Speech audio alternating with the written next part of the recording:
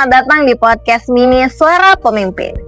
Hari ini kita akan ngobrol santai tentang sesuatu yang dekat banget dengan kehidupan kita, yaitu apa sih arti kepemimpinan bagi generasi Z? Nah, kalau dengar kata pemimpin, apa yang langsung muncul di kepala kalian? Apakah bayangan seseorang yang super serius, galak, dan penuh aturan? Atau justru sosok yang nyambung, bisa diajak bercanda, tapi tetap bikin kita untuk respect? Nah, menurut saya, kepemimpinan di era kita sekarang, terutama bagi generasi Z, punya wajah yang agak berbeda dari generasi sebelumnya. Menurut saya, kepemimpinan di era kita, kalau dulu pemimpin sering identik dengan kekuasaan atau otoritas. Pemimpin berbicara, bawahan mendengar. Semua serba satu arah, tapi kita generasi Z lebih suka gaya kepemimpinan yang kolaboratif.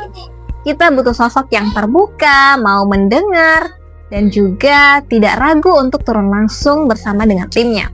Contoh sederhananya, bayangkan ada ketua kelompok di kelas. Nah, ada dua tipe. Yang pertama, yang cuma bagi tugas terus tinggal duduk manis. Nah, tipe yang kedua yaitu dia ikut mengerjakan, bantu diskusi, menemani kalau ada anggota kelompok yang kesulitan.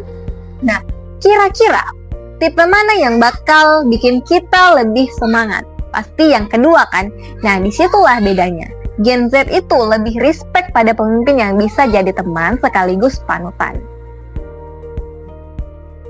Kalau ditanya nilai, kepemimpinan apa sih yang penting buat generasi Z? Nah, yang pastinya menurut saya ada 3. Yang pertama ada integritas. Ini adalah fondasi utama. Pemimpin yang bisa dipercaya karena ucapannya sejalan dengan tindakannya. Kalau janji, ditepati. Kalau salah, berani ngaku. Yang kedua adalah empati. Pemimpin bukan robot. Dia harus bisa ngerti perasaan orang lain. Tahu kapan harus tegas dan kapan harus mendengar. Nah, dengan empati, pemimpin bisa bikin timnya merasa dihargai. Nah, yang ketiga adalah fleksibilitas. Dunia sekarang cepat banget untuk berubah. Pemimpin yang kaku bakal gampang ketinggalan. Fleksibilitas bikin kita bisa menyesuaikan diri, tapi tetap pegang tujuan utama. Kalau 3 hal ini ada, pemimpin tidak cuma dihargai, tapi juga akan dicintai. Nah, sebagai refleksi, saya pribadi ingin dikenal sebagai pemimpin yang santai tapi tetap bisa disegani. Santai artinya dekat, bisa bercanda, bisa bikin suasana tidak tegang. Tapi saat menyangkut tanggung jawab, saya tetap serius. Nah, menurut saya kombinasi ini penting supaya orang merasa nyaman, tapi juga tahu kapan harus fokus dan profesional. Jadi kepemimpinan bagi Gen Z itu bukan soal jabatan atau posisi semata, tapi soal kepercayaan, soal bagaimana kita bisa menuntun orang lain tanpa harus menakut-nakuti. Santai boleh, humor boleh, tapi integritas tetap harus nomor 1.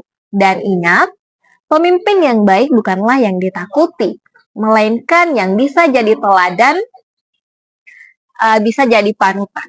Nah, sekarang coba kita tanyakan ke diri kita masing-masing.